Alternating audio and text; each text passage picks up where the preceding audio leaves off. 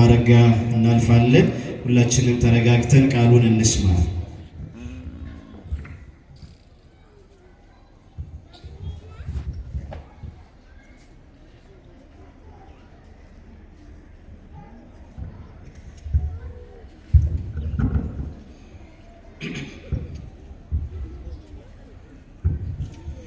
በስመ አብ ወወልድ ወመንፈስ ቅዱስ አሐዱ አምላክ አሜን።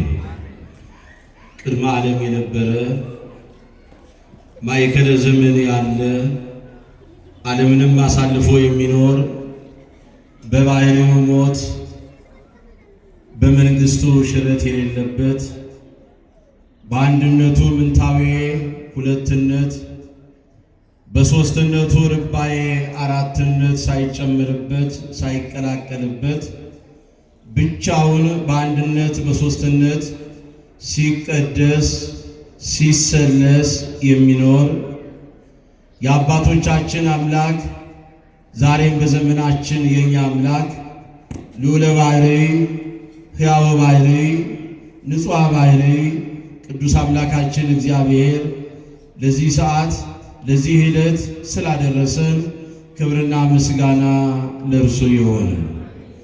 በቅድሚያ እጅግ የተወደዱና የተከበሩ ክቡር አባታችን መልአከ ገነት ሀብተወልድ የዚሁ የካቴድራል ዋና አስተዳዳሪ፣ ክቡር ወንድማችን ሙዓዘ ስብሐት ዘማሪ ዳግማዊ ደርቤ፣ የኦርቶዶክስ ተዋሕዶ እንቁ ዘማሪ ወንድማችን የዘማሪው ጸጋ ይበዛልን፣ በዜማ ዕቃ እግዚአብሔርን እያገለገልክ ያለው ወንድማችን ዘማሪ በኃይሉ፣ አይንተ እግዚአብሔር አባቶች ካህናት፣ ሊቃውንተ ቤተ ክርስቲያን፣ መምህራነ ወንጌል፣ አበው ዲያቆናት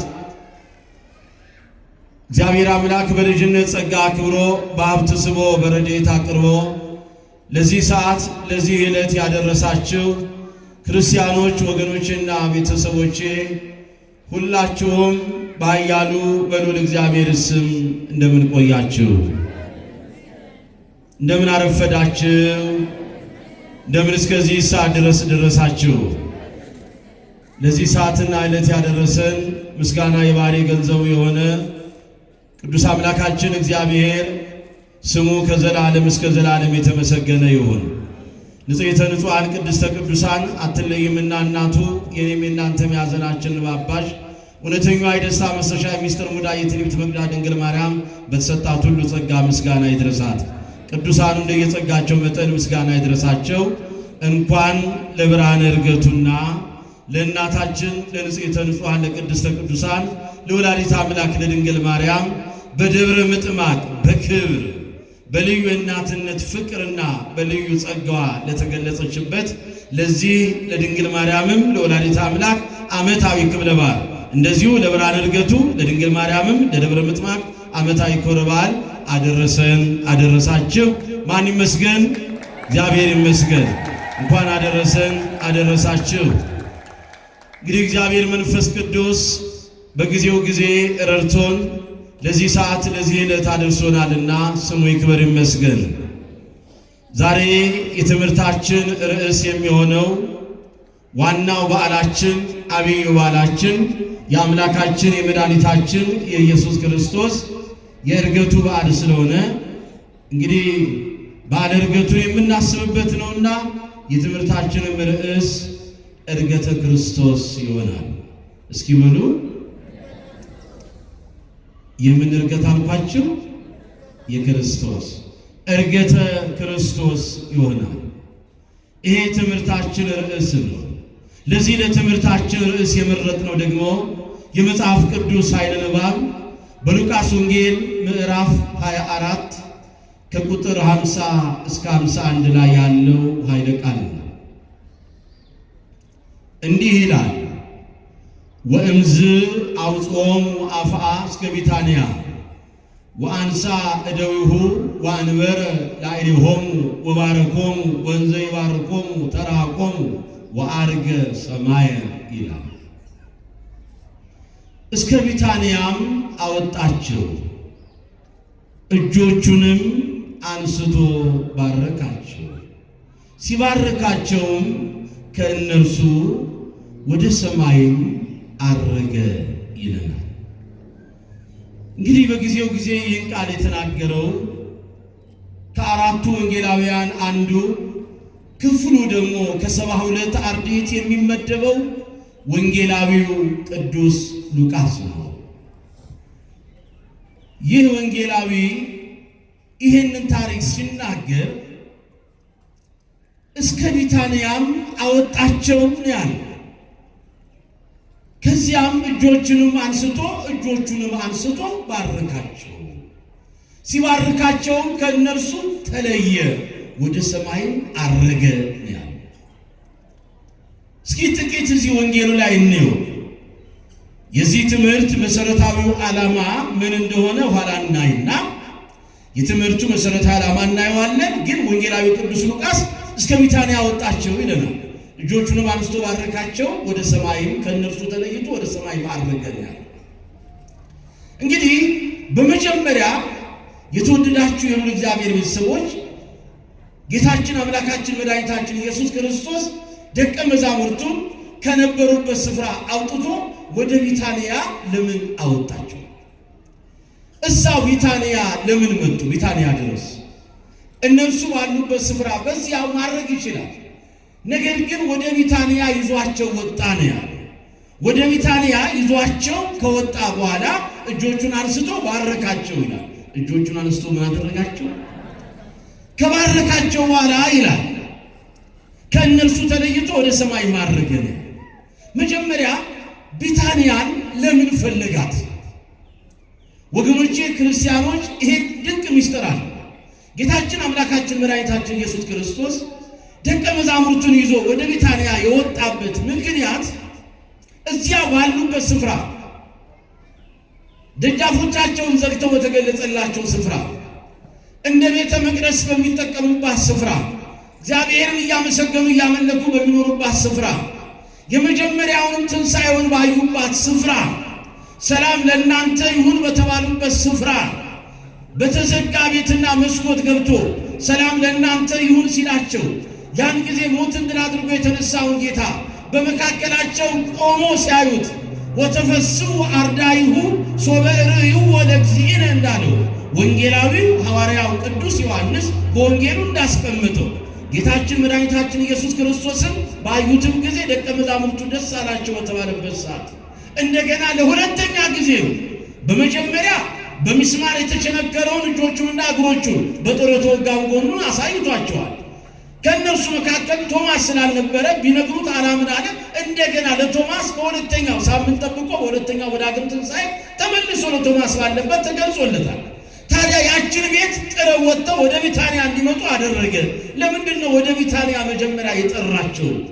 ወደ ቢታንያ ያወጣበት ምክንያት አለው። ቢታንያ የነ አልዓዛር መንደር ናት።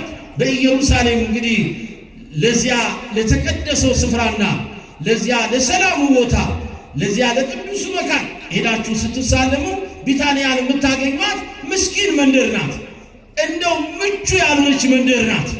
የድሆች መንደር ነው የምትባለው። የምስኪኖች መንደር ነው የምትባለው። አስተውሉ።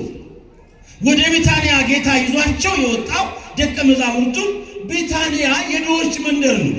መጽናናት የሚገባቸው፣ እረፍት የሚገባቸው፣ ማረፍ የሚገባቸው ከዚህ ዓለም ድካም እረፍት አግኝተው በእውነት ሕያውና ቅዱስ በሆኑ በዘላለማዊ ቃሉ ማረፍ የሚገባቸው፣ መጽናናት የሚገባቸው ባጡበትና በተጎዱበት ምክንያት ተስፋ እንዳይቆርጡ በእውነት አምላከ ነዳያን መድኃኔ ዓለም እርሱ ኢየሱስ ክርስቶስ ከእነርሱ ጋር እንደሆነ አንድም ደቀ መዛሙርቱ ሁልጊዜ ምስኪኖች ጋር ግንኙነታቸውን እንዲያደርጉ ምናልባት ዛሬ የዓለሙ ጠባይ በአለባበስ ከሚያምር፣ በአነጋገር ከሚያምር፣ በአበላል በአጠጣት ከተለየ ሰው ከሚለብሰውና ከሚጫማው ጫማ ልዩ ከሆነ ሰው ጋር ደግሞ ሁልጊዜ አለው ከሚባለው ሰው ጋር ነው እኛ መሰለፍ የምንፈልገው። አይደለም ነው? ንገሩኛ። ማን ነው ምስኪኑን የሚወደው?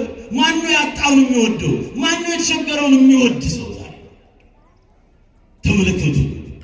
አምላካችን ግን ደቀ መዛሙርቱን ይዞ ወደ ቢታንያ ወጣ። ወደ ድሆቹ መንደር ወጣ። ወደ ምስኪኖቹ መንደር መጣ።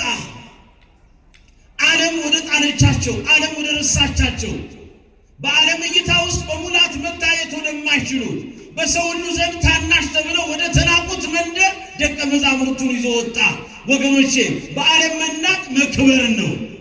በዓለም መጣል መነሳት ነው። ብዙ ጊዜ አወዳደቃችን የሚፋጠነው ራሳችንን በዓለም ላይ በምንገልጥበት አገላለጥ ነው።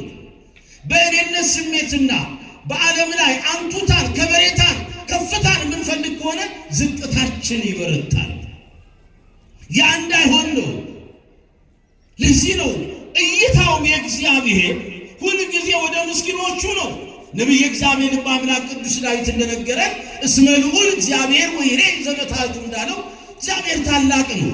ልዑል በአርያሙ ሲኖር የሚያየው ምስኪኖቹን ነው ይላል። የተናቁትን ነው የሚያየው። ስለዚህ እስከ ቢታንያ ወጣቸው ያለው ወደ ድሆች መንደር። ዛሬም በዓለም ወደ ተጣሉት፣ ዓለም ወደ ጣለቻቸው፣ ዓለም ክብራቸውን አሳንሳ ታናሽ ወዳረገቻቸው ሰዎች የአምላካችን እይታ በእነዛ ላይ ይበዛል። በራሳችን ማንነት የምንሰለፍ ካለን የእግዚአብሔር እይታ በእኛ ውስጥ አይታይም። ይሄ ነው ራሳችንን ከምንገልጥበት አገላለጥ ወጥተን ነው በባዶነት፣ በታናሽነት፣ በተሰበረ መንፈስ ወደ እርሱ የሚቀርቡትን ግን እግዚአብሔር በምህረት እይታው ያያቸዋል። እግዚአብሔር በበረከቱ ይጎበኛቸዋል። እግዚአብሔር ያጡትን ሰላማቸውን ይሰጣቸዋል። የመከራችን ቀንበር የሚሰበረው፣ የበደል ስርዓታችን የሚበጠሰው፣ አልፈታ ያለው እንቆቅልሻችን የሚፈታው፣ እንባችን የሚታበሰው እኛ በታናሽነት ወደ ማን ስንቀርብ ነው? ወደ እግዚአብሔር። ስለዚህ ወደ ቢታንያ ይዟቸው ወጣ፣ ወደ ድሆቹ መንደር። ይህች የድሆች መንደር ድህነት በዓለም ነው ድሆች የተባሉት። ነገር ግን በላይኛው በመንግሥተ ሰማያት ግን ባለጠጎች ናቸው። ወደ ቢታንያ ይዟቸው ወጣ። ከዚያ በኋላ ምን አደረገ? ባረካቸው ይላል። እየወጣ ምን አደረገ? ወደ ላይ ሲወጣ ባረካቸው። ወገኖቼ ይሄ ደግሞ ልዩ ምስጢር አለ። ሰው ሁል ጊዜ ወደ ከፍታው ሲወጣ በምድራዊ አስተሳሰብ ላይ አንድ ነገር እንረዳለን። ትናንት ታናሽ ሆኖ ምንም ሳይኖረው ከኛ ጋር የነበረውን ሰው እኔም ልሆን እችላለሁ፣ ሁላችንም እንዲህ አይነት የግብዝነትን መንፈስ አለ፣ የትምክህተኝነት ማንነት አለ። ሁል ጊዜ በሆነች ነገር የኑሮ ለውጥ እናምጣ፣ የስልጣን ለውጥ እናምጣ፣ ብቻ የሆነች ከፍታ ላይ ስንወጣ የምንሄደው ወደ ጥፋት ነው። ሁል ጊዜ ወደ ከፍታ ላይ የሚሄዱ ሰዎች ከሚሰሩት በጎ ስራ ይልቅ የሚያጠፉት ጥፋት ይበዛል። ሐሰት እውነት ንገሩኛ። እዚህ ጋር ግን ተመልከቱ፣ አምላካችን መድኃኒታችን ኢየሱስ ክርስቶስ ወደ ላይ እየወጣ ባረካቸው ይላል። እየወጣ ወደ ላይ ባረካቸው። የሚደንቀኝ ቃል እኮ እየሄደ ማን ነው በከፍታ ላይ ሆኖ ታናሹን የማይረሳ? ዛሬ ብዙዎቻችን እንዲህ ነን። ከፍ ስንል ታናሹን ማጥቃት፣ መኮርኮር፣ ማጥቃት፣ ያንን ማሳደድ የምንፈልግ ሰዎች አሉ።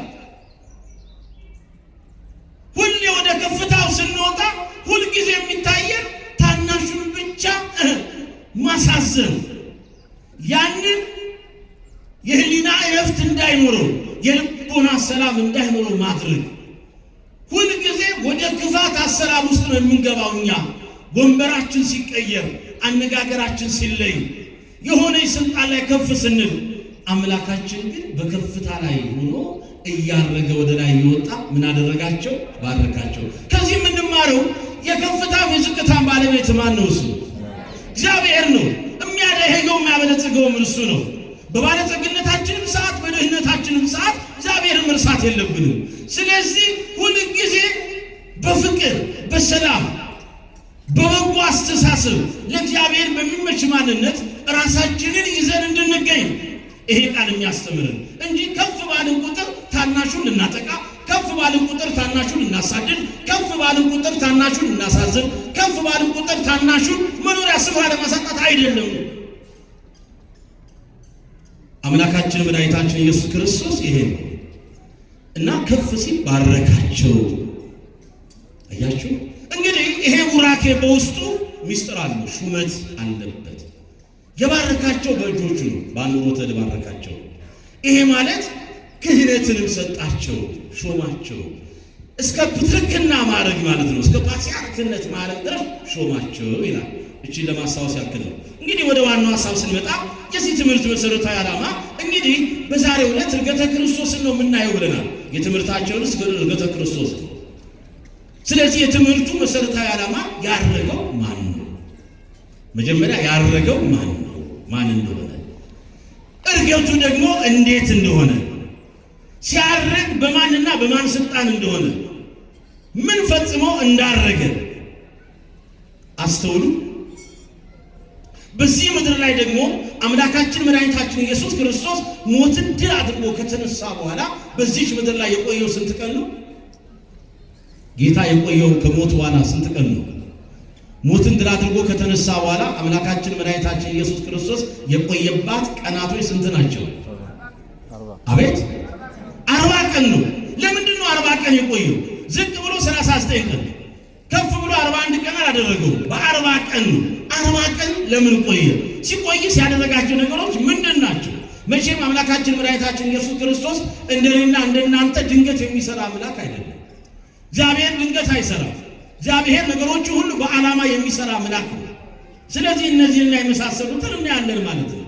ስለዚህ ዕርገተ ክርስቶስ የሚለው የትምህርታችን ርዕስ ሲሆን በዓለ ዕርገት ከጌታችን ከአምላካችን ከመድኃኒታችን ከኢየሱስ ክርስቶስ ከ9ኙ አበይት በዓላት አንዱ በዓል ነው። ይህ የጌታችን የዕርገት በዓል እንግዲህ ስንመለከት አምላካችን መድኃኒታችን ኢየሱስ ክርስቶስ ሰውን የማዳን ሥራውን ፈጽሞ በቀደመው ክብሩ በአባቱ ቀኝ መቀመጡ የሚዘከርበት የሚነገርበት የሚታወስበት ዕለት ነው ማለት ነው። ዛሬ የጌታችን የአምላካችን የመድኃኒታችን የኢየሱስ ክርስቶስ የዕርገቱ በዓል ነው ስንል ያዳነን እርሱ አምላካችን መድኃኒታችን ኢየሱስ ክርስቶስ እኛን የማዳን ሥራውን ፈጽሞ በቀደመ ክብሩ በአባቱ ቀኝ መቀመጡ የሚታሰብበት ይሄ የሚዘከርበት የሚነገርበት በዚህ ጉዳይ ላይ በእግዚአብሔር መንፈስ ቅዱስ ሚስጥር ገላጭነት የምንማማርበት ዕለት ነው። የቤተ ክርስቲያን ሊቃውንት አስቀድሞ እንደተናገሩት 318ቱ ሊቃውንት በጸሎተ ሃይማኖት አስተምሯቸው ምናሉ? አርገ በስብዓት ውስተ ሰማያት፣ በክብር በምስጋና ወደ ሰማይ አረገ ካሉ በኋላ ወነበረ በየማነ አቡሁ፣ በክብር በምስጋና ወደ ምን አረገ? ከዚያስ በአባቱም ቀኝ ተቀመጠ። እንግዲህ እንደ ጥንቱ ይሄ በዓል የሚከበረው ጥንታዊ አከባበሩ በዓሉ ሁልጊዜ በጥንቱ የበዓላት ቀመር ግንቦት 8 ቀን ነው ሁሌ በየዓመት የሚከበር የነበረው። ከዚያ ደግሞ ዕለቱን ሐሙስ አይለቅም ነበር። እግዚአብሔር መንፈስ ቅዱስ በገለጸለት ድንቅ ሚስጥር የመንፈሳዊውን በዓላትና አጽዋማት ቀመራትን በእግዚአብሔር መንፈስ ቅዱስ ሚስጥር ገላጭነት ባህር ሐሳቡን ቀምሮ ያዘጋጀልን ቅዱስ ዲሜጥሮስ ደግሞ እሱ በእግዚአብሔር መንፈስ ቅዱስ ሚስጥር ገላጭነት በዓላቱን እየዘከረ ሲያስቀምጥ ምን አለ? እንግዲህ ይላል በታህታይ ቀመርና በላይ ላይ ቀመር፣ በታህታይ የቀናት አቆጣጠርና በታችኛው ማለት ነው በላይ ላይ አቆጣጠር ሲቆጥር ምን አለ? ወደ ታህታይ ስናመጣው አለ በታህታይ ቀመር ሁል ጊዜ ግንቦት 5 ቀን በዕለተ ሐሙስ በታህታይ ቀመር ዕርገት ይከብራል። በላይ ላይ ቀመር በላይኛው ደግሞ ሰኔ 9ን አያልፍም ይላል። ከፍ ሲል ከሰኔ 9 ዝቅ ሲል ከግንቦት 5 ዕርገት አያልፍም። ዕለቱ ሐሙስ ነው፣ ሐሙስን አይለቅም እያርጋል ብሎ ያስቀምጣል። እንግዲህ አሁን የትምህርታችንም ርዕስ ዕርገተ ክርስቶስ። የተወደዳችሁ የልዑል እግዚአብሔር ሰዎች ስለማንም አይደለም፣ ስለ ጌታችን ስለ አምላካችን ስለ መድኃኒታችን ስለ ኢየሱስ ክርስቶስ የዕርገት በዓል ነው የምንማማረው። መጀመሪያ የቃሉን ትርጉም እናያለን። ክርስቶስ የሚለው ቃል የተዋህዶ ስም ዕርገተ ክርስቶስ ነው። ክርስቶስ የሚለው ቃል ከሁለት አካል አንድ አካል ከሁለት ባህሪ አንድ ባህሪ ወልድ ዋሕድ እርሱ አምላካችን መድኃኒታችን ኢየሱስ ክርስቶስ። ስለዚህ ክርስቶስ የሚለው እሱ ነው። ከዚያ ዕርገት የሚለውን ደግሞ እናገኛለን። ቃሉ ምንድን ነው ስንል ዕርገት የሚለው ቃል አርገ፣ አረገ፣ ወጣ፣ ከፍ ከፍ አለ ከሚለው የግዕዝ ቃል የተገኘ አረገ፣ ወጣ፣ ከፍ ከፍ አለ። አያችሁ? ማረግ ማለት ደግሞ ከታች ወደ ላይ መውጣት። እንግዲህ የክርስቶስን ማረግ ስናይ ከምድር ወደ ሰማይ መውጣት፣ ከፍ ከፍ ማለት ማለት ነው። አሁን ይሄ ምስጢር አለ። እሱ አምላክ ነው። ወረደ፣ አረገ፣ ወጣ የሚለውን ነገር ስናይ ይሄ በፍጡራዊ አስተሳሰብ ለሰው ለስጋ የሚሰጠው ነው። ወረደ፣ አረገ፣ ወጣ የሚለው ግሶች ግን በምስጢራዊ ትርጉም የሚተረጎሙ ናቸው። አሁን እግዚአብሔር ከሰማይ ወረደ ሲባል አምላክ ሰው ሆነ ማለት ነው። አያችሁ? እግዚአብሔር ከሰማይ ወረደ ሲባል ከሦስቱ አካል አንዱ አካላዊ ቃል እግዚአብሔር ወልድ ከሰማይ ሰማያት ወርዶ ከንጽሕተ ንጹሐን ከቅድስተ ቅዱሳን ከድንግል ማርያም ከሥጋዋ ሥጋን ከነፍሷ ነፍስ ነስቶ አምላክ ምን ሆነ? ንገሩኛ። እግዚአብሔር ወረደ ማለት አምላክ ሰው ሆነ ማለት ነው።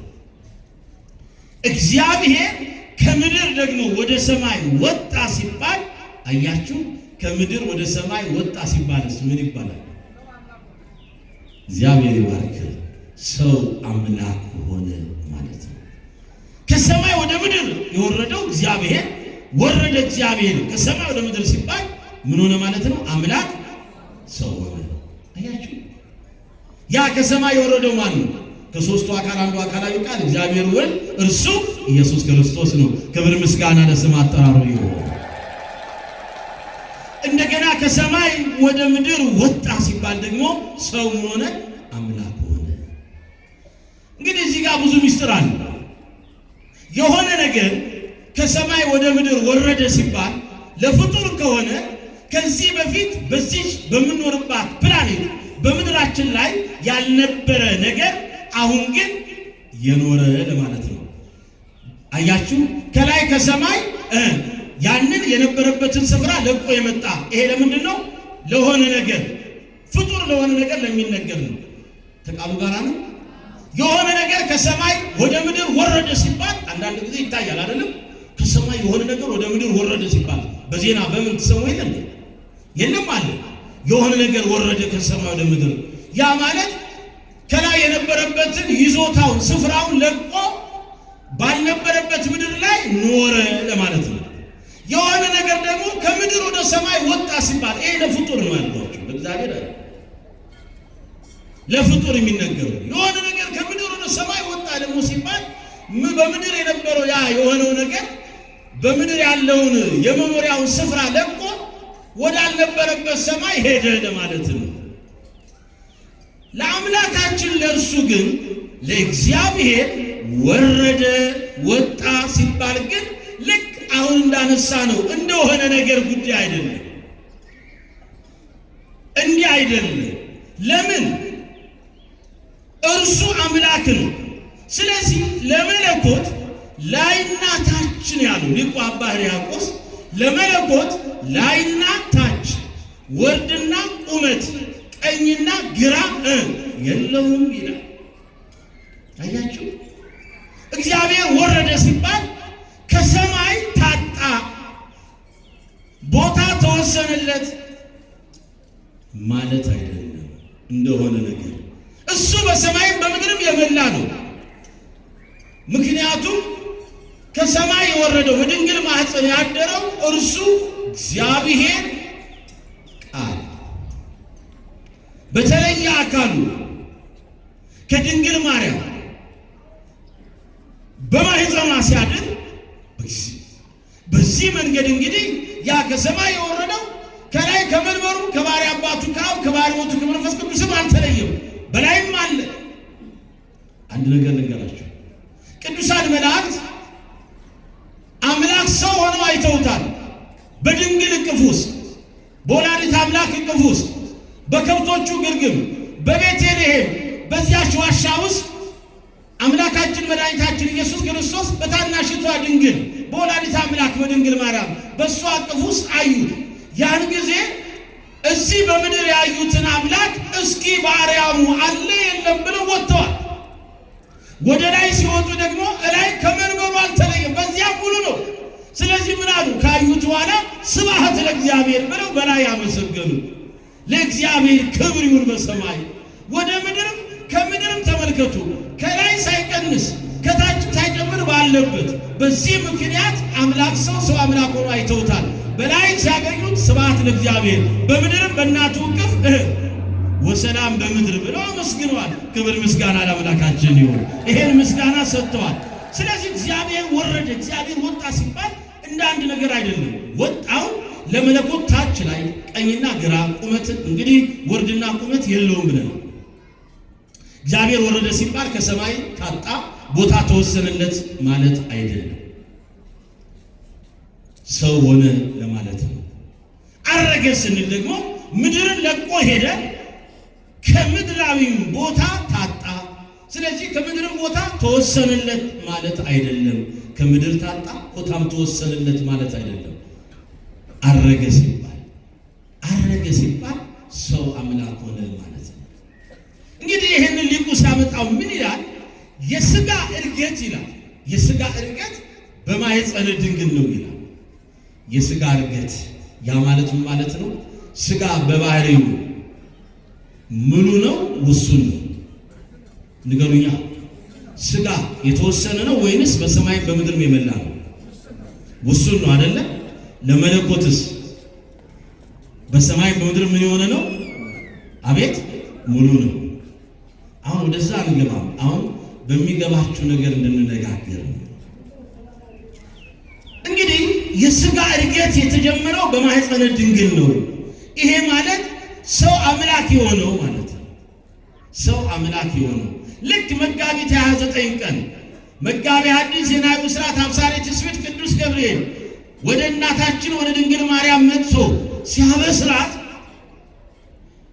ድንግል በድንግልና ጸንሳ በድንግልና እንደምትወልድ ይሄን ድንቅ ሚስጥር ይሄን ብስራታዊ ዜና ከነገራት በኋላ የእግዚአብሔርን ሐሳብ በትክክል የመረዳት ጸጋ ያላት ከፍጡር ሁሉ በላይ የተለየ ጸጋ ያላት ወላዲተ አምላክ ይሄን ሐሳብ በትክክል መርመራ ከተረዳች በኋላ እንደ ቃል ይሁንልኝ ይደረግልኝ ስትል ያን ጊዜ አካላዊ ቃል በማጸኗ ተቀረጸ ይላል።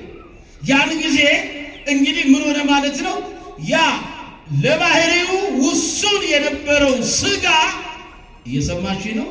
ለባህሪው ውሱን የነበረው ሥጋ ያለ መቀላቀል ያለ መለያየት ማለት ነው፣ ያለ መከፋፈል በፍጹም ታቅቦና ተዋሂዶ በታቅቦ በፍጹም ተዋሂዶ በታቅቦ በፍጹም ተዋሂዶ ያ ውሱን የነበረው ሥጋ አያችሁ፣ ሙሉነት የማይስማማው ሥጋ ከመለኮት ጋር ባለው ውህደት እሱ ሙሉነትን አገኘ። ምን ማለት ነው? ሙሉነትን አገኘ።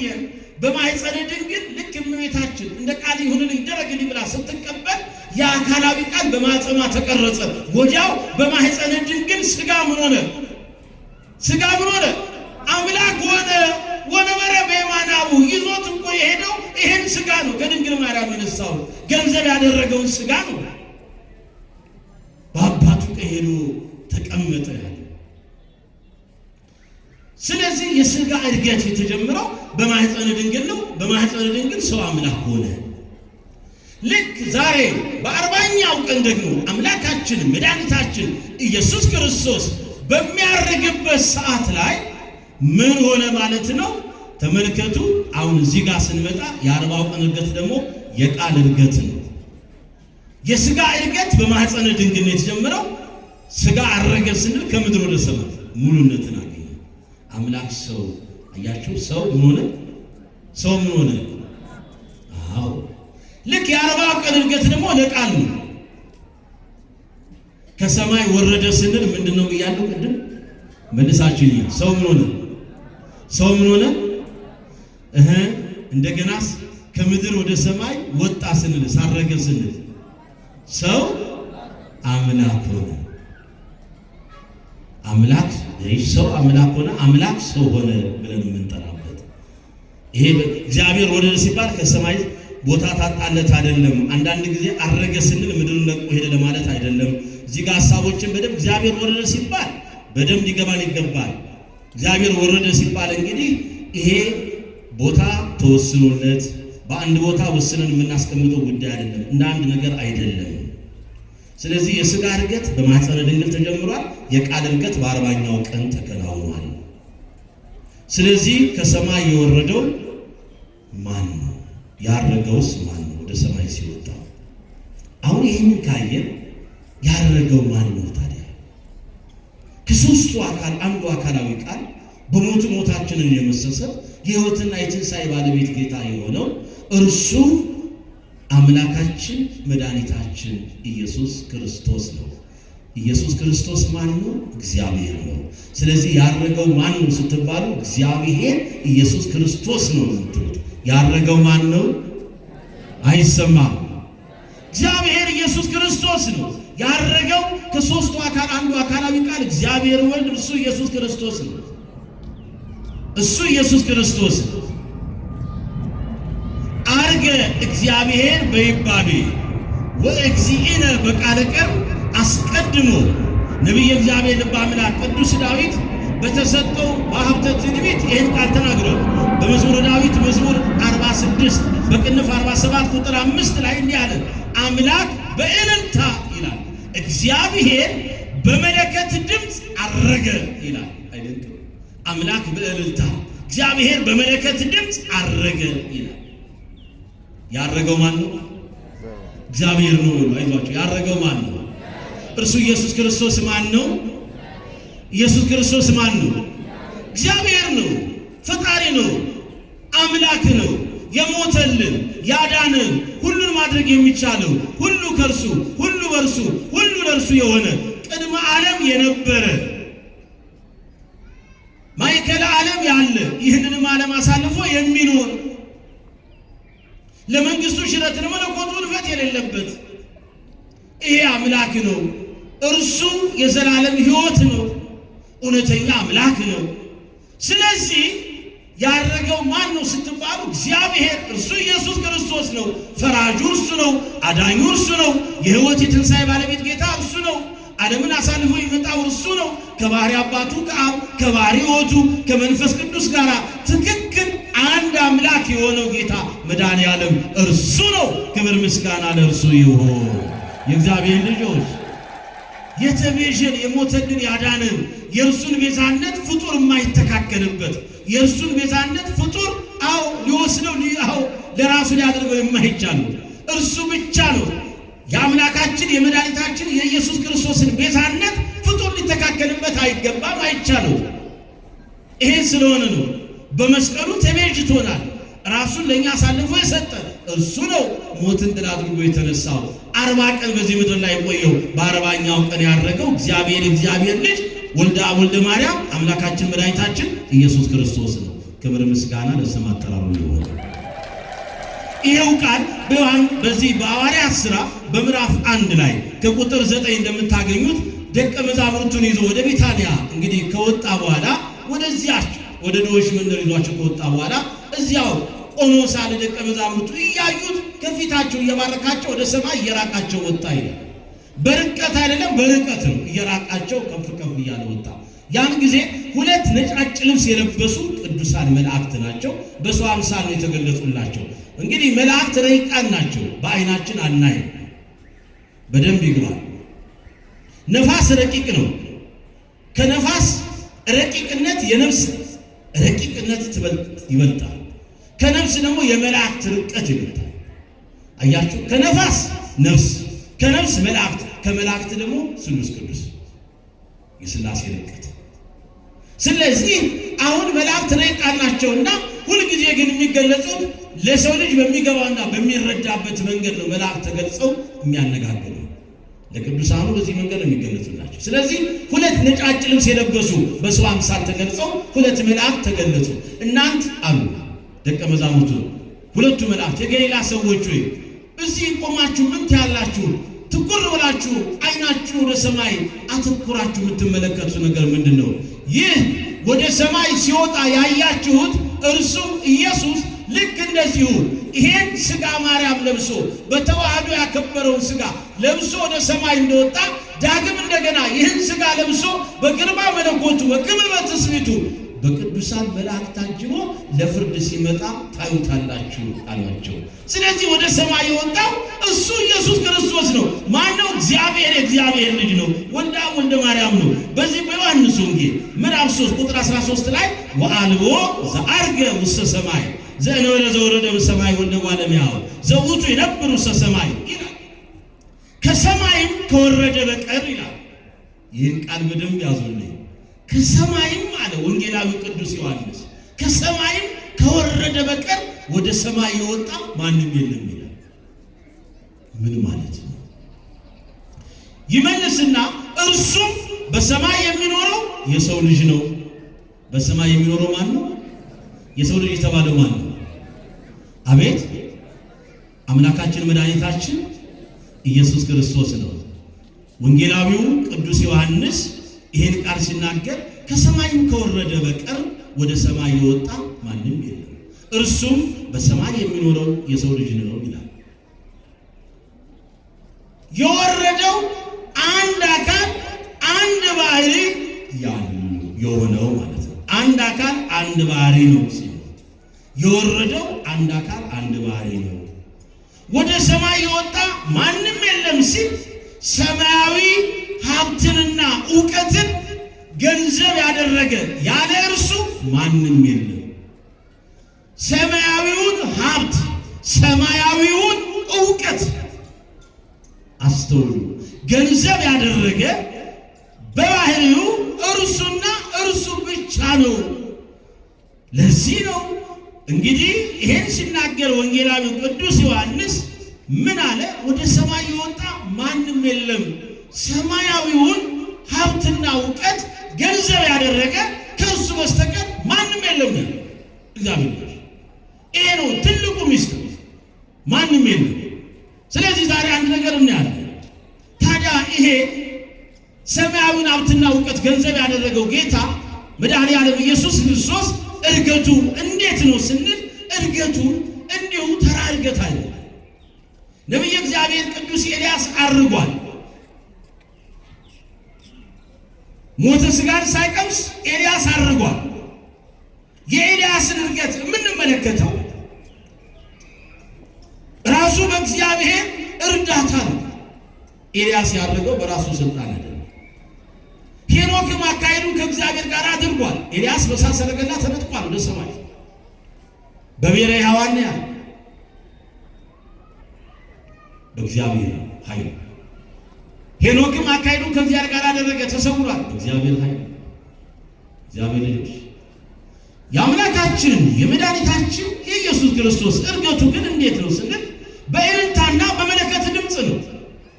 በመላእክት ይባቤ፣ በይባቤ መላእክት፣ በቅዳሴ መላእክት ነው። በዚህ መንገድ ከሰማይ የወረደው ወደ ሰማይ የወጣ ማንም የለም። በእንዲህ አይነት ምስጋና ክብር ማንም የለም። ስለዚህ እርሱ ኢየሱስ ክርስቶስ ብቻ ነው። የጌትነቱና የአምላክነቱ መለያ ክብር ስለነበረ ነው፣ ምልክት ስለነበረ ነው። ይሄ በይባቤ መላእክት፣ በቅዳሴ መላእክት፣ በመለከት ድምፅ ወደ ሰማይ ያረገው እና ከሰማይ የሚወረደው እርሱ አምላካችን መድኃኒታችን ኢየሱስ ክርስቶስ ብቻ ነው። ለምን እንዲሆነ ስንል ይሄ ደግሞ የእርሱ ብቻ የጌትነቱ ምንድነው መለያ ምልክት ስለሆነ። ስለዚህ እርገቱ እንዴት ነበር ሲባል በክብር አረገ። በቅዱሳን መላእክት በልዩ አቀባበል እስከ ሦስተኛው ሰማይ ድረስ ሸኝተውታል። ከዚያስ በኋላ እነሆ መድረሻው ስላልታወቀ መዳረሻውን አላወቁማ። እስከ ሦስተኛው ሰማይ ድረስ ነው መላእክት ተከተሉት። በቅዱሳን ሐዋርያት አሸኛኘት አረገ። በመላእክቱ ምስጋናና በእግዚአብሔር ባለሟሎች ቅዱሳን ሐዋርያት በእነዚህ ሁሉ እልልታ አረገ። ስለዚህ እንዴት አረገ ስንል በክብር ደመና ነጥቆ ሰወረው ይላል። ደመና ያለው የባህሪ ክብሩ ማለት ነው። ደመና የተባለው የባህሪ ክብሩ ደመና ነጥቆ ሰወረው ሲባል ወደ ቀደመው ወደ ባህሪ ክብሩ ገባ። ይህን ነው ታዲያ ሲያርግ አርገ እግዚአብሔር ከመያለቡ እርገተ ጻድቃን ተብሎ የተነገረ። እንግዲህ የቅዱሳኑን እርገት ሊያረጋግጥ የኔና የእናንተን እርገት ሊያረጋግጥ እዚሁ ምድር ላይ ፈርሰን በሰን እንደማንቀር ተነስተን እንደዚሁ ነፍሳችን ነፍስ ከስጋ ስትለይ ስጋ ወደ አፈር ይገባል፣ ነፍስ ወደ አስገኘዋ ወደ ፈጣሪዋ ትሄዳለች። እርገቱ ጋር ያገናኘው ፈርሰን በሰን አንቀርም። ደግሞ እንደዚሁ ሰማያዊቷን ርስት መውረስ እንችላለን። በቅድስና ተዘጋጅተን በልሳ ራሳችንን ካዘጋጀን የሚፈርሰው የማይፈርሰውን የበሰበሰው የማይበሰብሰውን አካል ለብሶ ይነሳል በትንሣኤ ዘጉባኤ። ስለዚህ አርገ እግዚአብሔር ከሚያለቁ እርገተ ጻድቃን የቅዱሳኑን እርገት ሊያረጋግጥ እግዚአብሔር አረገ። በዚህ መንገድ ግን እነዚህ ሲያርጉ ኤልያስ እነ ሄኖክ ያረጉት በእግዚአብሔር እርዳታ ነው። ጌታ ግን ያረገው በማን ነው ስንል በራሱ መለኮታዊ ስልጣን ያረገው፣ በራሱ ኃይልና ስልጣን ክርስቶስ አረገ። ለዚህ ምስክር ይሰጠናል። ተልአልከ እግዚኦ በኃይልከ ይላል። ተልአልከ እግዚኦ በኃይልከ፣ አቤቱ በኃይልህ ከፍ ከፍ አልህ ይለዋል። ይመልስና ቅዱስ ዮሐንስ አፈወርቅ እንዲህ ይላል። በዚህ በሃይማኖተ አበው ድርሰቱ ላይ ምዕራፍ 62 የቅዱስ ዮሐንስ አፈወርቅ ነው እንግዲህ ሃይማኖተ አበው ላይ የሚገኘው። ወይቤ እግዚአብሔር አርገ በቃለ ቀርነዊ ወኢይቤ አይረግዎ መላእክት አላ ለሊሁ አርገ ወይ ፈቀደ መራዬ ፍኖት ቅድሜሁ ይላል። ቅዱስ ዮሐንስ አፈወርቅ ነው ቃል የሚያመጣው። ድል መንሳት ባለበት ይላል በመለኮት ድምፅ እግዚአብሔር አረገ። ድል መንሳት ባለበት በመለኮት ድምፅ ይላል። ማን አረገ? እግዚአብሔር አረገ። መላእክት አላሳረጉትም ይላል። እነ ኤልያስን አግዘው እንዳሳረጉት አይደለም፣ እርሱ ራሱ አረገ እንጂ ይላል።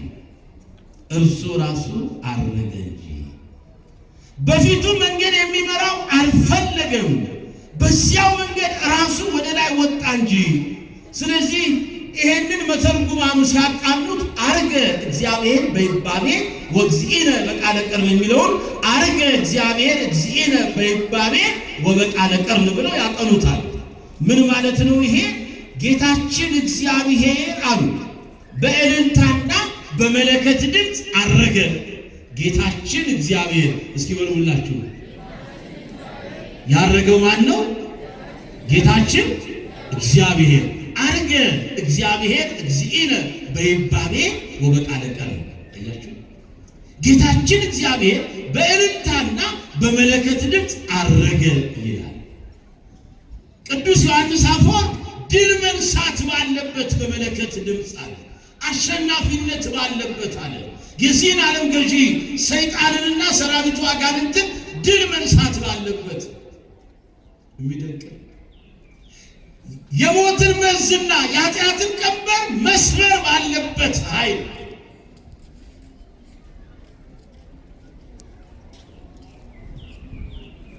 እስመ ለሳ ብዙ ለሞት ወተቀጥቀጠ አሮታ ኃጢአት ብሎ ቅዱስ ያሬድ እንደተናገረው በዝማሬ እስመ ለሳ ብዙ ለሞት ወተቀጥቀጠ አሮታ ኃጢአት፣ የሞትን መርዝ ሽሮ የኃጢአትን ቀንበር ሰብሮ።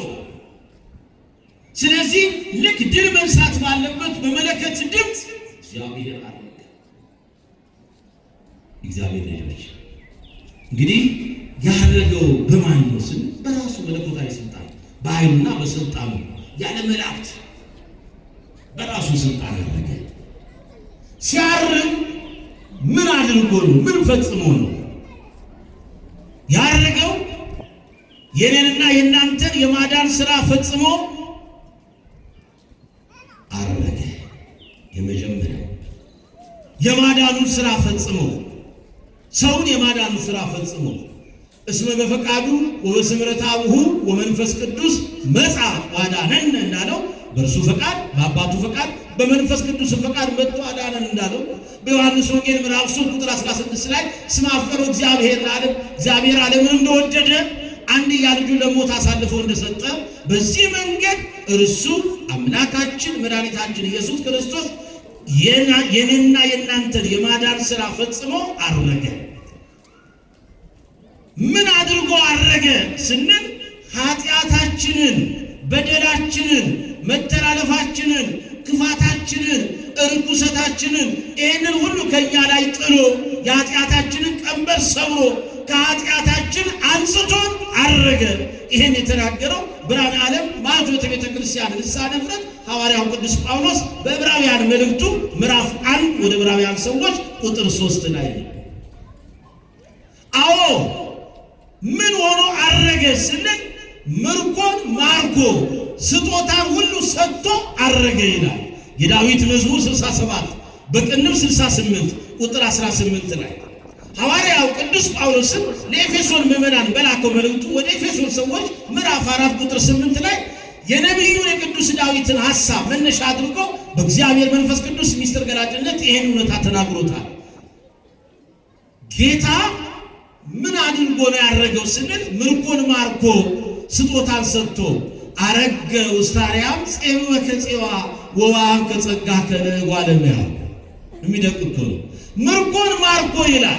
የሰው ልጅ ለ5500 ዘመን በኃጢአት መርዝ ተበክለናል፣ በሞት መርዝ ተበላሽተናል፣ የኃጢአት ቀንበር ተጭኖብናል። ለ5500 ዘመን ሰው የሞት ሞት ይሞት ነበር። ስጋ ወደ መቃብር፣ ነፍሱ ወደ ሲኦል ተጥላ ትኖር ነበር። ስለዚህ ለ5500 ዘመን አዳምና ልጆቹ ወዴት ነበሩ? ወደ ሲኦል በዲያብሎስ ግዞት ውስጥ ነበርን ማለት ነው። የዚህ ዓለም ገዢ ሰይጣን ሰራዊቱ አጋንንት እየተቀጠቁን ይገዙን ነበር። ሰው ለኃጢአት ተገዢ ሆኖ በጨለማ ተጥሎ በጥልቁ በሲኦል ይኖር ነበር። ስለዚህ የዲያብሎስ ምርኮ ነበርን ማለት ነው ለ5500 ዘመን። ስለዚህ ይሄንን ምርኮ ለራሱ አደረገ። አያችሁ፣ ምርኮን ማረከ ሲል አዳምንና ልጆቹን ከሲኦል አውጥቶ ከጨለማ አውጥቶ ወደ ብርሃን፣ ከሲኦል ወደ ገነት፣ ከሞት ወደ ሕይወት፣ ከዲያብሎስ ግዞት የራሱ የዲያብሎስና የሰራዊቱ የአጋንንትን ግዞት ከኛ ላይ ጥሎ አምላካችን እስመ ሰበረ ኆኃተ ብርት ወቀጥቀጠ መናስንተ ዘሐፂን እንዳለው የብረቱን አያችሁ በር እንደገና የብረቱን መዝጊያ መወርወሪያው እሱን ሰባብሮ ቁልፉን ጥሎ ይላል። እንደ ብረት መዝጊያ የጠራቸው ሰራዊት አጋንንትን ነው። ሰራዊት አጋንንትን ድል አድርጎ ቀጥቅጦ የሰይጣንን ኃይል ከኛ ላይ ጥሎ ለኃጢአት ተገዥዎች የነበርነው ለጽድቅ እንድንገዛ አድርጎ ያንን የውርሱን ኃጢአት የመተላለፉን ኃጢአት ከእኛ ላይ ጥሎ ከኃጢአት አንጽቶ የራሱ አድርጎን። ስለዚህ ይሄንን ምርኮን ማርኮ ያለው እኛ በእውነት ለሰራን ላበጃጀን ካለመኖር ለመኖር ላመጣን በራሱ መልክና ምሳሌ ለሰራን ለእርሱ መገዛት አቅቶን ለዚህ ዓለም ገዢ ለሰይጣን ለፍጡር ለዲያብሎስ ተገዢዎች ሆነን ሳለ ይሄንን የዲያብሎስን ግዞተኝነት ከእኛ ላይ ጥሎ ከዲያብሎስ ግዞት እኛን አላቆ ነፃ አውጥቶ የራሱ አድርጎ ከዚያ ደግሞ ለእኛ ለልጆቹ የሚገባውን ርስታችንን ሰጥቶን ማለት ነው። ክብር ምስጋና ለአምላካችን ይሁን። ይሄን አድርጎ ነው ያረገው ጌታ። ምን አድርጎ አረገ ስትባሉ ምርኮን ማርኮ እኛን ማረከን። በምኑ? ሞቱ በሕይወት ቁስሉ በፈውስ። አያችሁ፣ የእሱ ዕርቃን መሆን ለእኛ በጸጋ ከዚያ በዚህ መንገድ ከዲያብሎስ ግዞት አላቆ ያጣናትን ገነት እንድናገኝ አድርጎ ምርኮን ማርኮ ያለው እኛ ነፍሳትን እኛ ከዲያብሎስ ምርኮኝነት አላቆ የራሱ አድርጎ ያጣነውን ሰላም ያጣነውን ፍቅርና ህብረት ከእርሱ ጋር ይሄን መልሶልን በራሱ በከበረው ደሙ ፈሳሽነት ኃጢአታችንን አጥሮ አንጽቶን ከኃጢአት። ስለዚህ ስጦታን ሁሉ ለእኛ ሰጥቶን ያ ስጦታ የተባለው ርስተ መንግሥተ ሰማያት ናት።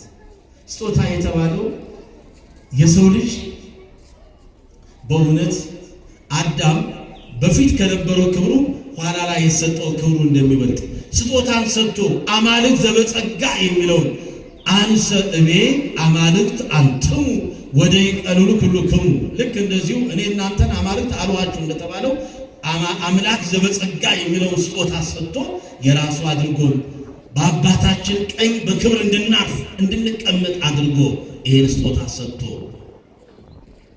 ለቅዱሳን ደቀ መዛሙርቱ ትእዛዝን ሰጥቶ ቃል ኪዳን ገብቶ ነው ያደረገው። ምን አድርጎ አደረገ ሲባል በማቴዎስ ወንጌል ምዕራፍ 28 ቁጥር 19 እስከ 20 ላይ እንግዲህ በእውነት በአብ በወልድ በመንፈስ ቅዱስ ስም በዓለም ሁሉ እየዞራችሁ እያስተማራችሁ ደቀ መዛሙርቴ አድርጓቸው። በጨለማ ያሉትን ወደ ብርሃን፣ በሞት ያሉትን ወደ ሕይወት እየሳባችሁ ከክፋቱ አስተሳሰብ ወደ በጎነቱ ሐሳብ እያመጣችሁ ሁሉን የኔ አድርጉ ብሎ ትእዛዝ ከሰጠ በኋላ በአብ በወልድ በመንፈስ ቅዱስም እያጠመቃችሁ ደቀ መዛሙርት ያድርጓቸው አለ። በመጨረሻ ግን እስከ ዓለሙ ፍጻሜ ድረስ ግን እኔ ከእናንተ ጋር ነኝ። አያችሁ፣ ትእዛዝም ቃል ኪዳንም ሰጥቶ አረገ ጌታ። ወፈጽሞ ቃለ ነቢያት በስብሐት ወዐርገ ሰማያት ይላል። የነቢያትን ቃል ፈጽሞ አለ። የነቢያትን ቃል ፈጽሞ በምስጋና ወደ ሰማያት አረገ ይላል።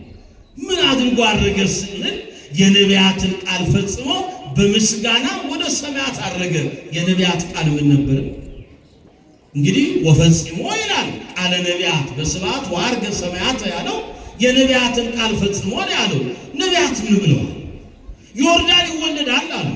ከዚያስ በኋላ መወለዱን ብቻ እኮ አይደለም።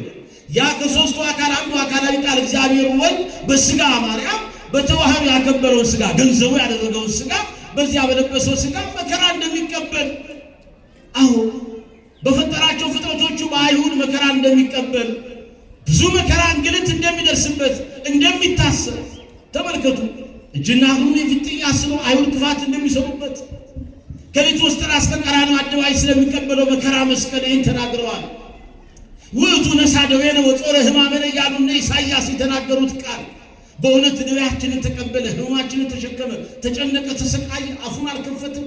ያ የሕማም ሰው የኔና የእናንተን ሕማም የሚረዳ እያለ ኢሳይያስ አስቀድሞ ጌታ የድንግል ማርያምን ሥጋ ከመልበሱ ሰው ከመሆኑ በፊት የተናገረው የነቢዩ ቃል የነቢያት ቃል ይፈጸም ዘንድ ክርስቶስ ለድኅነተ ዓለም እንደሚመጣ ከሦስቱ አካል አንዱ አካላዊ ቃል እግዚአብሔር ወልድ በመስቀሉ ተሰቅሎ በሞቱ ሞታችንን ደምስሶ ሕይወት እንደሚሰጠን አርአየ ሥልጣኑ ላይ ለሞት በሞት ላይ ሥልጣኑ እንደሚገልጽ ነገር ግን እጆቹ እግሮቹ በሚስማር እንደሚቸነከሩ ዳዊት ቀነውኒ በደዌ ወገሬ እንዳለው እጆቼን እግሮቼን በሚስማር ቸነከሯቸው እንዳለው በብዙዎች በሐሰተኞች ክስ ተከሶ ክፉዎች አድራጊዎች ፊት እንደሚሰለፍ በጲላጦስ አደባባይ ቆሞ መልካም ያደረገላቸው ሰዎች በክፋት እንደሚነሳሱበት ከዓለም ለይቶ የመረጠው የወደደው ያከበረው አንዱ ደቀ መዝሙር በእርሱ ላይ እግሩ እንደሚያነሳበት ለመልክሪ አሳሶ ኮናሁ ላይ እንዳለው አቤት የነቢያቱ ቃል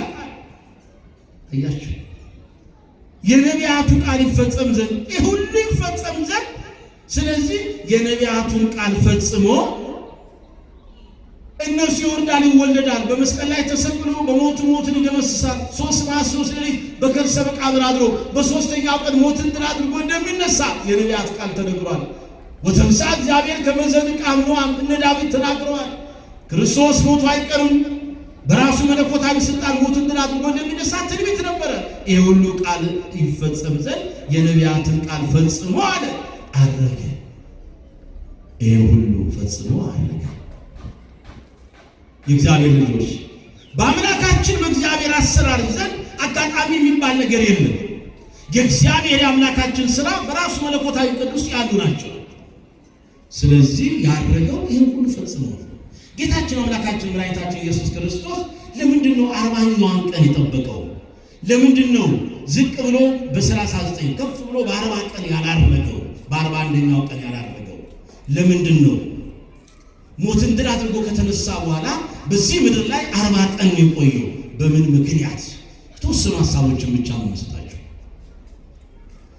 እንግዲህ ጌታ ሞትን ድል አድርጎ ከተነሳ በኋላ ጌታችን መድኃኒታችን ኢየሱስ ክርስቶስ 40 ቀን የቆየው ምክንያቶች አሉ። የተወሰኑትን ከነ ቅዱስ ባስልዮስ ከነ ቅዱስ ጎርጎርዮስ የተነሱትን እንደነ ቅዱስ ዮሐንስ አፈወርቅ ያነሱት ሐሳብ አለ ሊቃውንቱ። እንግዲህ አንዱ ምክንያት ለቅዱሳን ደቀ መዛሙርቱ ትንሣኤውን ግልጽ ሊያደርግላቸው ፈልጉ። 3 መዓልት 3 ሌሊት ተከሰ መቃብር አድሮ በሦስተኛው ቀን መፍረስም መበስበስም ሳያገኘው አስነች ሳያስፈልገው በመለኮታዊ ሥልጣኑ ሞትን ድል አድርጎ የተነሳው እርሱ ኢየሱስ ክርስቶስ እንደሆነ ይሄንን በግልጽነት ግልጽ እንዲሆንላቸው ትንሣኤውን እንዲያረጋግጡ እንዲሁም የበለጠ ስለ እርሱ ትንሣኤ ስለ ክርስቶስ ትንሣኤ፣ ስለ መምህራቸው፣ ስለ አምላካችን፣ ስለ መድኃኒታችን፣ ስለ አምላካቸው ስለ እርሱ ስለ መድኃኒታችን ስለ ኢየሱስ ክርስቶስ ትንሣኤ በግልጥነት ለዓለም ሁሉ እንዲያብራሩና ያዩትን እውነት በዓይናቸው የሰሙትን በጆራቸው አስረግጠው በማስረጃነት በዓለም ሁሉ ሲዞሩ በእምነት ሙላት ውስጥ ሆነው ይሄንን የክርስቶስን ትንሣኤ አስረግጠው በአስረጅነት እንዲሰብኩ ብሎ ነው። ለዚህ ጥቅስ ሰጣቸዋለሁ። የሐዋርያት ሥራ ምዕራፍ 1 ከቁጥር 3 እስከ 4 ጌታ 40 ቀን ለምን ቆየ? እዛው ተጽፏል። 40 ቀን ለምን ዝቅ ብሎ 39 ቀን ከፍ ብሎ 41 ቀን ለምን አልቆየም? ክርስቶስ 40 ቀን የቆየው ለዚህ ነው። የመጀመሪያው ምክንያት ምክንያቱም ደቀ መዛሙርቱ ይህን ትንሣኤ ማመን አለባቸው። 40 ቀን ለአንድም ለሁለትም ለሶስትም ለሰባትም ለ11ም ታይቷቸዋል። በአንድም በሌላ መንገድ ታይቷቸዋል። ትንሣኤውን እነሱ ግብር አዘጋጅተው ማዕድ በፊታቸው በልቷል፣ አይተውታል። ምትሃት እንዳይደለ ሞትን ድል አድርጎ የተነሳው እርሱ ኢየሱስ ክርስቶስ እንደሆነ የሕይወት የትንሣኤ ባለቤት ጌታ ክርስቶስ እንደሆነ ለዚህ እኮ ነው ይሄን እንኳን ከሐዋርያቱ ሰምቶ ጌታ ባረገ በ8ኛው ዓመት ላይ የተነሳው ደቀ መዝሙር እንኳን ቅዱስ ጳውሎስ ሐዋርያው ምን ነበር ያለው? ሐዋርያው ጳውሎስ አይቴን ከቀኖት ከሞት ዋይቴን ከሞት ከሲኦል እኮ ነው ያለው። እንዴ ተመልከቱ፣ በእምነት ሞቶ የመውጊያ የት ነው? እንግዲህ ሐዋርያው ቅዱስ ጳውሎስ ከክርስቶስ ጋር አልነበረም፣ ከሐዋርያቱ ጋር ጌታ ባረገ በ8ኛው ዓመት የተነሳ ሐዋርያ ነው። ግን ምን አለ? ሞቶ የመውጊያ የት አለ? ሲኦል ድል መንሳት የት አለ አለ። መለሰና ተሰጥመ ሞት ውስተ ሙዓት ይላል። አንደኛ ቆሮንቶስ 15:53 ላይ ሞት ድል በመነሳት ተዋጠ ይላል። ምን አይነት ነው? በእምነት ነው። አይ ዛሬ እኛ ፈርሰን መስፈን አንቀርም የምንለው የክርስቶስ ትንሣኤ አስረጃችን ነው፣ ማረጋገጫችን ነው። ማንም ፈርሶ በሱ አይቀርም። አማን አማን ለክሙ ከመ ይበጽሕ ጊዜው ወይዜ ውእቱ ከመ እሙታን ይሰምዑ ቃሉን ለእግዚአብሔር። እውነት ነው ትላቸዋለሁ፣ በመቃብር ውስጥ ያሉት ሁሉ የእግዚአብሔርን ልጅ ድምፅ የሚሰሙበት ሰዓት ይመጣል። ያም ሰዓት አሁን ነው። የሚሰሙት በሕይወት ይኖራሉ ተብሏል። ከሞት በኋላ ሕይወት፣ ከመቃብር በኋላ ትንሣኤ። ይሄን 40 ቀን የቆየው ለዚህ ነው። አያችሁ፣ ትንሣኤውን አረጋግጡ። ለዚህ ነው ሐዋርያው ቅዱስ ጳውሎስ ክርስቶስ ከሙታን እንደተነሳ የሚሰበክ ከሆነ ግን ለምንድን ነው ታዲያ ትንሣኤ ሙታን የለም የምትሉት? ትንሣኤ ሙታን ደግሞ ከሌለ ክርስቶስ አልተነሳም ማለት ነው። ክርስቶስ ካልተነሳ አለ ስብከታችንም እምነታችንም ምንድን ነው? ከንቱ ነው። 40 ቀን የቆየው ለደቀ መዛሙርቱ ትንሣኤውን ለማረጋገጥ እነሱም በአስረጅነት ይህን እውነታ ለዓለም እንዲሰብኩ። ሌላው ጌታ 40 ቀን የቆየው በዚህ ምድር ላይ በጌታችን በአምላካችን በመድኃኒታችን በኢየሱስ ክርስቶስ መሞት ሐዋርያት ልባቸው አዝኗል፣ ውስጣቸው ተጎድቷል፣ በፍርሃት መንፈስ ውስጥ ታስረዋል። የማርቆስ እናት የማርያምን ቤት ደጃፍ ዘግተው በአንድ ላይ ሆነው በፍርሃት ተጨንቀው ነበር፣ ተስፋ ቆርጠው ነበር። ተስፋ ቆርጠው ነበር የሚል አንድ መዝሙር አለ አይደል? እነማን ናቸው? የኤማሁስ መንገደኞች። አያችሁ። ስለዚህ ለምንድን ነው ጌታ 40 ቀን የቆየው? ደቀ መዛሙርቱ በሐዘን ተሰብረዋል፣ አይናቸው በእንባ ተሞልቷል፣ በፍርሃት መንፈስ በተስፋ መቁረጥ መንፈስ ውስጥ ስለነበሩ ይሄንን ሐዘናቸውን በደስታ ፍርሃታቸውን በእምነት ድፍረት እንባቸውን በማበስ በፍጹም ሐሴትና ደስታ ለውጦ የተቆረጠውን ተስፋ ቀጥሎ ይሄንን እውነት የተቆረጠውን ተስፋ ቀጥሎ ሐዘናቸውን አስወግዶ በእውነት ልክ እንደተባለው ሞትን ድል አድርጎ ተነስቶ በዘጉበት ቤት በመካከላቸው ተገኝቶ ሰላም ለሁላችሁ ይሁን ሲላቸው ደቀ መዛሙርቱ አዘኑ ወይስ ደስ አላቸው? ንገሩኛ። ስለዚህ ደስ አላቸው። አያችሁ፣ ተስፋቸው ተሟጦ ነበር። ከዓለም ለይቶ ጠራን፣ የራሱ አደረገ። እሱ ደግሞ በዚህ መንገድ መከራ መስቀል ደረሰበት፣ ሞተ። አይሁድ በክፋት ቀበሩት፣ የሁሉ ነገር ተደረገ በዚህ መንገድ ብለው ተስፋ ቆርጠው ነበርና የተቆረጠውን ተስፋ ሊቀጥልላቸው 40 ቀን ቆየ ከነሱ ጋር። በሉቃስ ወንጌል ምዕራፍ 24 ቁጥር 13 እስከ 35 ነው 40 ቀን የቆየው። ሌላው ምክንያት ስለ እርሱ መንግስት እየተናገረ ምን ማለት ነው? ስለ መንግስተ ሰማያት ምስጢር፣ የመንግስተ ሰማያትን የአኗኗር ዘይቤ፣ ስለ ሰማያዊቷ መንግስት የኑሮ ሁኔታ። በሰማይ ላይ ሀገር አላችሁ፣ ወለነሰ ዘውስተ ሰማያት ሀገርን እንዳለው ሐዋርያ ቅዱስ ጳውሎስ አምላካችን መድኃኒታችን ኢየሱስ ክርስቶስም ስለ ምስጢረ መንግሥተ ሰማያት እያስተማራቸው ቆየ።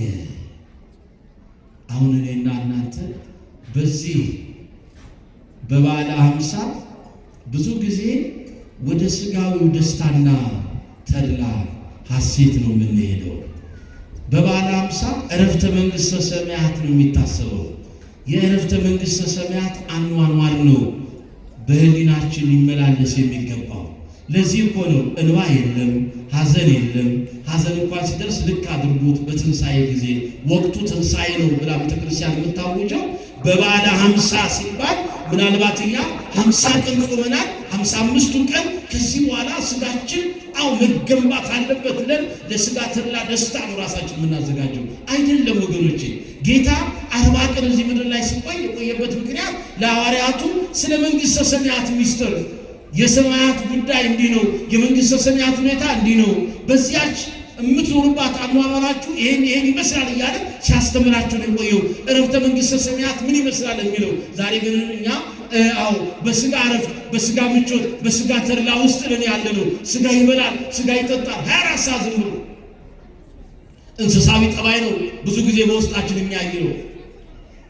ልክ በጾም ሰዓት የነበረን ማንነት አይደለም ከጾም ውጭ አሁን ያለው። ይሄን 50 ቀን ስናይ ዕረፍተ መንግሥተ ሰማያት ነው የሚታሰብበት። ስለዚያ እያስተማራቸው 40 ቀን ቆየ። ሌላው ለቅዱሳኑ ሐዋርያት ስለ አዲስ ኪዳን፣ ስለ አዲስቷ ቤተክርስቲያን፣ በአዲስ ኪዳን ቤተክርስቲያን ስለ እሷ ስርዓቷ ምን መምሰል እንዳለበት ስርዓተ ቤተክርስቲያንም 7ቱ ኪዳናትን ይሄ ትምህርተ ኅቡዓት የምንለው በእንተ ቅድሳት በሰማይ ያሉ ብክሙ ቅዳሴ እግዚኡን 9ኙን ኪዳን እግዚአብሔር ዘብርሃናት ቅዱስ ሥሉስ ዘይትነገር እነዚህና የመሳሰሉትን እያስተማረ ቆየ። የአዲስ ኪዳን አያችሁ 7ቱን ኪዳናት እያስተማረ ስርዓተ ቤተክርስቲያንን እያስተማረ ከዚህ በኋላ እናንተ የአዲስ ኪዳን ቤተክርስቲያን መሪዎች ናችሁ፣ እናንተ የዚህ ቤተክርስቲያን ኃላፊዎች ናችሁ፣ ቤተክርስቲያኒቷን በዚህ ሙሉ እያለ 40 ቀን ቆየ። ሌላው በ40 ቀን ተፈጥሮ ወደ ገነት የገባው ታላቁ አዳም አለ። አባታችን አዳምን እግዚአብሔር ከምድር አፈር አበጃጀው። ካበጃጀው በኋላ እንደፈጠረው በ30 ዓመቱ ገነት አላስገባውም። አዳም ሲፈጠር የ30 ዓመት ነው፣ ግን 40 ቀን የጠበቀው በገነት ቁጭ ብሎ 40 ቀን ቆየ ይላል። በ40ኛው ቀን ወደ ገነት ገባ። በ40 ቀን ገነት ገብቶ ከገነት ደግሞ የጠላት የዲያብሎስን ምክር ሰምቶ ተታሎ የራሱን ፈቃድ ተጠቅሞ ገነትን ያህል ርስት እግዚአብሔርን ያክል አባት አዳም አጣ። ስለዚህ ጌታ 40 ቀን ክርስቶስ ሞትን ድል አድርጎ ተነስቶ በዚህ ምድር ላይ የቆየበት ምክንያት እና ልክ በ40ኛው ቀን ያደረገው በ40 ቀኑ ገነት ገብቶ በተፈጠረ በ40 ቀን ልክ በ40 ቀን የገባባትን ገነት ያጣውን ቀዳማዊ አዳምን ዳግማዊው አዳም ኢየሱስ ክርስቶስ ሞትን ድል አድርጎ ተነስቶ በ40ኛው ቀን ወደ ሰማይ አረገ። ያ ከውድቀት የነበረው የሰው ልጅ ወደ ክብሩ እንደተመለሰ ለማጠየቅ ነው። ክብር ምስጋና ለአምላካችን ይሁን። በዚህ ምክንያት ነው። ሌላው ወደ ዋናው ምስጢር ስንመጣ አንድ ሕፃን ከአባቱና ከእናቱ የሚገባውን ነገር ካገኘ በኋላ ከዚያ በኋላ እናት በዚህ መንገድ እንግዲህ እግዚአብሔር ፈቅዶ በሁለቱ መተዋወቅ ጽንስ ይጸነሳል። አንድ ጽንስ ከተጸነሰ በኋላ በሁለንተናው ተስዕሎ መልክ የሚያበቅለው ወይንም የሚያወጣው ሁለንተናው የሰውነት መገለጫ ቅርጽ የሚይዘው ወይንም ደግሞ መልክ አሁን እዚህ ጋር ልናይ የሚገባው መልክ ተስዕሎ መልክ የሚኖረው አካል ዘያክል የሚባል ነገር አለ። በትክክለኛው ሙሉ አካል የሚይዘው አንድ ጽንስ በስንተኛው ቀን እናቶች መልክ የሚይዘው ተስዕሎ መልክ ወይንም ትክክለኛውን መልካስ ወይንም ደግሞ የሰው መልክ የሚኖረው ልክ የሰው ልጅ ሙሉ አካል የሚኖረው ከተጸነሰ ሴትም ትሁን ወንድ በስንተኛው ቀን ንገሩኛ? ከእግር ጥፍሩ እስከ ራስ ፀጉሩ ድረስ ሕዋሳቶቹ ሁሉ የሚገለጡበት ስንተኛው ቀን ነው? የሰውነት ቅርጽ የሚይዘው በ40 እየሰማችሁ ነው? በስንተኛው ቀን ነው? እንዳይጠፋችሁ። በስንተኛው ቀን? በ40 ቀን። ይሄ አያችሁ፣ ልክ በዚህ ቀን ቅዱስ አትናቴዎስ በቅዳሴው ላይ ያመጣዋል። ወደዛ እንሂድ። በ40ኛው ቀን ነው አንድ ጽንስ ሙሉ የሰውነት ቅርጽ የሚኖረው። ስለዚህ ይሄ በ40 ቀን አካል ዘያክል ሙሉ አካል የሚኖረው ይሄ ሰው ስለሆነ ሙሉ ቅርጽ የሚኖረው ይሄ ሰው ስለሆነ ከግብ ጥፍሩ እስከ ራስ ፀጉሩ ድረስ በ40 ቀኑ ነው ጽንስ ይሄን ቅርጽ የሚይዘው። በ40 ቀኑ አንድ ጽንስ ሰውነትን ቅርጽ የሚይዘው። ታዲያ ይሄንን ሰው አምላካችን መድኃኒታችን ኢየሱስ ክርስቶስ ለዚህ ሰው የማዳኑን ሥራ ፈጽሞ በ40ኛው ቀን እንዳረገ ለማጠየቅ ለሰው የሚገባውን የማዳን ሥራ ሰርቶ አያችሁ። ልክ በ40 ቀን ጌታ ያረገበት ምክንያት ይሄ ነው። ያ መልክ ዘያክል እንዲኖረው የተደረገው የሰው በእግዚአብሔር መልክና ምሳሌ የተፈጠረው ይሄ ሰው ልጅ በ40 ቀኑ ሙሉ የሰውነትን ማንነት የሚይዝበት ቅርጽ ይኖረዋል። ስለዚህ በዚህ ቀን ሰው ነው ሰውነትን ያለበት ቅርጽ የሚይዘው። ይሄ በዚህ መንገድ የተፈጠረውን የሰውን ልጅ የተሰራውን የሰውን ልጅ አድኜዋለሁ ብሎ ለኛ ያደረገውን ለሰው ያደረገውን የማዳኑን ሥራ ፈጽሞ እንደፈጸመ ይሄንን ሲያረጋግጥልን በ40ኛው ቀን ጌታ ምን ሆነ? አረገ። በደንብ ይግባችሁ። እዚህ ጋር አንድ ጽንስ በ40 ቀን ነው ፀጉሩ፣ ጥፍሩ፣ እግሩ፣ እጁ ምኑ የሚኖርበት። ልክ ይሄ ለሰው ለኔና ለእናንተ ያደረገውን የማዳን ሥራ ፈጽሞ እንደፈጸመ ለማጠየቅ በ40ኛው ቀን አረገ። ሌላው ብዙ ጊዜ አንድ እንደው ዝም ብሎ ብሂል አለ አይደል? አንዳንድ አባባሎች ምን ትላላችሁ? የሆነ ነገር ይመጣና አልሆን ሲል አልስተካከል ሲል ነገሮች ሁሉ ሲዛቡብን ግራ ስንጋባ ምን ስንል የምንላቸው ነገሮች አሉ አይደል? የምን ቀን እድሌ ነው ንገሩኛ? የ40 ቀን እድሌ ነው እንላለን። ይሄ የ40 ቀን እድል ምንድን ነው? አያችሁ፣ የ40 ቀን እድል ነው። እንግዲህ ቦ እለታን ከርሰሞሙ እመሂ ለሲመት ወእመሂ ለነዲ ይላል ታላቁ ሊቅ ቅዱስ አትናቴዎስ። ከእናቱ ማኅፀን ሳለ አንተ ለክብርም ለውርደትም ለባለጸግነትም ለድህነትም አንተ ትመርጠዋለህ። ምን ማለት ነው? ያ በ40 ቀኑ ይሄ ማለት ይግባል። የ40 ቀን እድል የሚባለው አሁን ጌታ በ40ኛው ቀን ለምን አረገ ለሚለው ነው ያነሳው። እንዲሁ እግዚአብሔር ድንገት የሚሰራ አምላክ አይደለም። ነገሮቹ ሁሉ በዓላማ የሚሰራ አምላክ ነው። በእኔና በእናንተ ማንነት ውስጥ አንድ ጽንስ በ40 ቀን ነው ሙሉ መልክ የሚኖረው። ስለዚህ እጁም እግሩም ፀጉሩም ሁሉም ከራስ ፀጉሩ እስከ ጥፍሩ ድረስ የሚኖርበት የሰውነት ቅርጽ የሚያወጣው በስንተኛው ቀን ነው? ስለዚህ ለዚህ ለሰው ልጅ ያደረኩት ማዳን ይሄ ነው ብሎ ሲያሳስበን ጌታ ለኛ ያደረገውን ማዳን እንደፈጸመ ለማጠየቅ በ40ኛው ቀን አረገ። ስለዚህ የ40 ቀን እድል የሚባለው ምን ይመስላችኋል? የሰው ልጅ በእግዚአብሔር አርአያና አምሳል ተፈጥሯል። ኃጢአት የሚሰራው በደል የሚሰራው ሁሉም ያደርገው በራሱ ማንነት ነው፣ ሌላ ነገር አይደለም። እግራችን ወደ ኃጢአት መንደር፣ እጃችን የሞት ሥራ፣ አንደበታችን የክፋት ንግግር በሚናገርበት ሰዓት ወደ ውርደት እንገባለን። እጅና እግራችንን ጠብቀን ጉልበታችንን ለስግደት፣ እጃችንን ለምጽዋት፣ አንደበታችንን ለጸሎት ስናዘጋጅ ደግሞ የእግዚአብሔር ክብር ወደኛ ይመጣል። ስለዚህ ጽድቁ፣ መልካምነቱ፣ በጎነቱ በእኛ ሕይወት ውስጥ ይሰራፋል። በዚህ መንገድ የእግዚአብሔር በረከት ይበዛልናል። የሰማያዊቷ መንግሥት እንወርሳለን። የ40 ቀን የተባለው ይሄ ነው። በ40 ቀን ያ የተገለጸው እጅም እግርም ዓይንም ጆሮም ሁለንተና የሰውነቱ ሕዋሳት ከኃጢአት መታቀም ከቻለ እሱ በጽድቅ በበረከት በሀብት የምናብ ሰማያዊን ሀብት ተላብሶ ይሄዳል ማለት ነው በጸጋ ወደ መንግሥቱ። ካለበለዚያ ግን በዚህ ሁሉ ማንነት ኃጢአት የምንሰራ ከሆነ ወደ ውርደት ወደ ድህነት ነው የምንመጣው። አምላካችን እግዚአብሔር እንግዲህ በዚህ መንገድ እርገተ ክርስቶስን አይተናል። ዛሬ እርገተ ክርስቶስ ነው። የጌታ እርገት በዚህ መንገድ ይገለጻል። ከጌታ ከ9ኙ አበይት በዓላት አንዱ የክርስቶስ እርገት ነው። እንኳን ለብርሃነ እርገቱ አደረሰን አደረሳቸው። በድጋሚ እርገቱ ይህን ይመስላል። እግዚአብሔር ልጆች የአምላካችን እርገት ይህንን ይመስላል። ስለዚህ ልክ ጌታ አንዲት ሰጎን እንኳን እንቁላሏን 40 ቀን ነው አፍጥጣ አይታ እንቁላሏ 40 ቀን አንዳንድ ጊዜ ማየት ሲደክማት እሷ ምን ትላለች? ባሏን ጠርታ አይኑን ከሱ እንዳያነሳ ታደርጋለች ሲደክማት። ስለዚህ እንቁላሏን አይኗን አፍጥጣ አይታ ነው ልክ በ40 ቀን እንደገና መታ ምን የምታደርገው ቅርፊቱን አውጥታ ልጆቿን የምታወጣው። የሰከንድ ሽርፍራፊ ሰጎኗ ከእንቁላሏ ላይ አይኗ የምታነሳ ምን ይሆናል?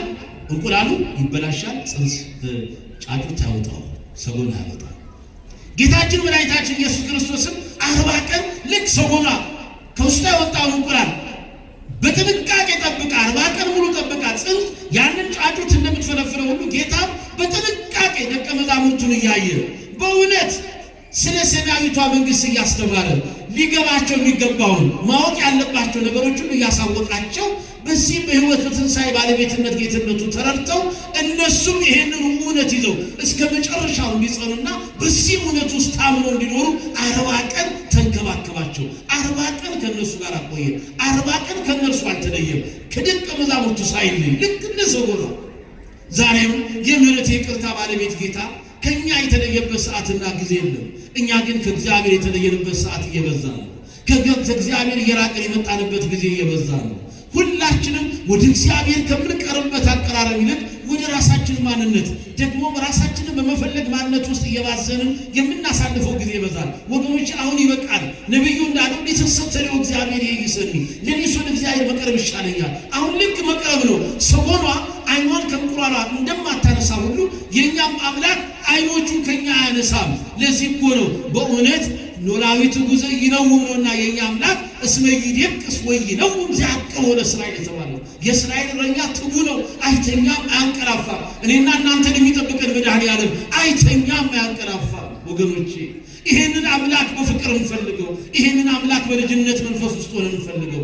ለዚህ አምላክ ራሳችንን በሚመች ማንነት ሆነን እንስጠው። ለእርሱ የሚመች ማንነት ይኑረን። ኃጢአትን፣ በደልን፣ ጥፋትን፣ ርኩሰትን ተለይተን እንውጣ። ዛሬ በዚህ መንገድ እኮ የእርሱ እናት ወላዲተ አምላክ ድንግል ማርያም ራሷን ገልጻ በራሷ ስም በተሰራው በደብረ ምጥማቅ ቤተ መቅደሷ ላይ በስሟ በተቀረጸው ያ ቤተ መቅደስ ላይ እኮ ነው ከጉልላቱ ላይ ተገልጻ ከጉልላቷ ላይ እሷ ተቀምጣ ታይታ ለሕዝብ ለአሕዛብ ስንል እንግዲህ ለእስላሙ ለክርስቲያኑ ለሁሉ የታየችበት ዕለት ነው። ዛሬ ደብረ ምጥማቅ በሚባል ቦታ ላይ ድንግል ተገልጣ ያን ጊዜ ድንግልን ባዩት ጊዜ ምን አሉ መሰላችሁ? ሁሉም በአንድ ልብ፣ ግማሹ የልቡን መሻት ይናገር ነበረ። እማያሙት እንኳን ቢሆኑ ምን ይሉ ነበረ? እባክሽ ድንግል ሆይ፣ እባክሽ ድንግል ሆይ ከኛ አስቀድሞ በሞተ ሥጋ የተለየውንና ያላወቁትን ወንድሜን፣ እህቴን፣ እናቴን የሞቱትን ሁሉ አምጪ እያሉ በእውነት እነዚያን ወገኖቻቸው እንድታመጣላቸው ቃል በቃል እንድታነጋግራቸው ለምኗት ነበር። ታደርግላቸው ነበር። ልጅ ለሌለው ልጅ ትሰጥ ነበር። ለሚያዝነው ታጽናና ነበር። ለሚያለቅሰው ደስታ ታሰኘው ነበር። የሰዎችን ሁሉ እንቆቅልሽ ትፈታ ነበር። ለስንት ቀን? ለ5 ቀን በደብረ ምጥማቅ በቤተ መቅደሷ ጉልላት ላይ ተቀምጣ። ዛሬም እኮ ይህች እናት እይተዋ ከኛ ጋራ ነው። መቼ የእናታችን ልመና ወደ ኋላ ብሎ ያውቃል? የድንግል ልመና እኮ ወደ ኋላ አይልም። የእናት ልመና ፊት አያስመልስም፣ አንገት አያስቀልስም። እግዚአብሔር ልጆች፣ ስለዚህ የክርስቶስን ዕርገት ባሰብንበት ላይ ጊዜው ተገጣጠመና ግንቦት 21 ቀን የድንግል ማርያም ደብረ ምጥማቅ ከ33ቱ አበይት በዓላቶቿ አንዷ በዓሏ ነው። ይሄንንም አስበን መሄድ ስላለብን ነው። ወደ ገጽ ፊት ማለሉ ኩሎሙ አሕዛብ ውላደ ምድር፣ የምድር ባለጠጎች አሕዛብ በፊቷ ይማለሉ ነበር፣ ይወድቁላት ነበር፣ ይሰግዱላት ነበር። ለምን መስላችሁ? ሁሉ ክብራ ለወለተ ንጉሥ ሐሴቦን፣ ለሐሴቦን ንጉሥ ልጅ ሁሉ ክብራ ነው። ለንግሥቲቱ ክብሯ ያልሆነ ነገር የለም። ለዳግሚት ሔዋን ለድህነታችን ምክንያት ለዓለሟ ቤዛ ድንግል ማርያም ቤዛዊተ ዓለም ናት። ለምን? ለአምላክ እናትነት ራሷን ያዘጋጀችበት መንገድ ቤዛዊት ያሰኛታል። የእግዚአብሔርን ሐሳብ አምና በመቀበሏ ቤዛዊት ያሰኛታል ድንግል ማርያም። የእሷ ቤዛዊትነት ፍጥረት ሁሉ በኃጢአት በበደል በጥፋት በርኩሰት ተጨማልቆ ወድቆ የእግዚአብሔር ክብር የሰው ልጅ በጎደለው ሰዓት ላይ ድንግል መብርሃን ግን ይሄ ኃጢአት፣ ይሄ በደል፣ ይሄ መተላለፍ ሳያገኛት የእግዚአብሔር ልጆች ሁሉም ነገር በእውነት ለእግዚአብሔር እንደተፈጠረ እንደተፈጠረችና እንደተሰራች ሆና ከኃጢአት ከበደል ፍጥረት ሁሉ በኃጢአት ረክሶ ሳለ እመብርሃን ግን በእውነት ድንግል ማርያም ግን ለእግዚአብሔር በሚመች ማንነት ውስጥ ነበረች። ከሰው ሁሉ ተለይታ እርሷ ንጽሕት ቅድስት ሆና መንፈስ ቅዱስ አቀባም ከርሰማ መንፈስ ቅዱስ ገና ከእናቷ ከሔዋን ጀምሮ ከቀዳሚት ሔዋን ይጠብቃት ነበርና የውርስ ኃጢአት ያላገኛት ሁሉ አሬ ወውር አለ ሁሉ በዳይ ሁሉ አጥፊ ሆኖ ሁሉ በሳተበት ሰዓት ድንግል ብቻ ደስተኛ ሆና ተገኘች።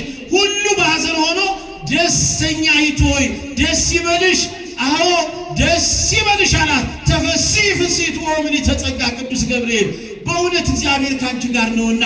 የሰው ልጅ እኮ ለ5500 ዘመን የእግዚአብሔር ጸጋ ከሱ ተነስቷል። አዳም ሔዋን እርቃናቸው ነበሩ። የሰው ልጅ ጸጋው ተገፏል። ከክብሩ ከማዕረጉ ዝቅ ብሏል። ሲኦል ርስቱ ሆኗል። ዲያብሎስና ሰራዊቱ አጋንንት ሰልጥነውበታል። እመቤታችን ግን ከሰው ወገን ብትገኝም የኃጢአት አልተላለፈባትም። ሁለንታኪ ሰናይትን ታብዬ ሁለንተኗ ውብ ነው፣ ምክንያት ነውር አልነበረባትም። ይሄን ያደረገው ደግሞ ሰው አይደለም ራሱ እግዚአብሔር ነው። ዓለምን ሳይፈጥር ራሱን ያስባል። እርሷም ደግሞ እንደተፈጠረች ሆና ለእግዚአብሔር በሚመች ማንነት ተገኘች። ስለዚህ ለአምላክ እናትነት እሷ የተገባች ሆና ተገኘች። ራሷን ስላዘጋጀች ቤዛዊት ያሰኛት ይሄ ነው። ክብር ምስጋና ለእመቤታችን ነው፣ ቤዛዊት ዓለም ድንግል ማርያም። ስለዚህ ደብረ ምጥማቅን ማስበናል። ዕርገተ ክርስቶስ በዚህ መንገድ ይገለጻል። በነበረን ሰዓትና ጊዜ ረዳን አምላክ ስሙ ይክበር ይመስገን። ወስብሐት ለእግዚአብሔር ወለወላዲቱ ድንግል ወለመስቀሉ ክቡር።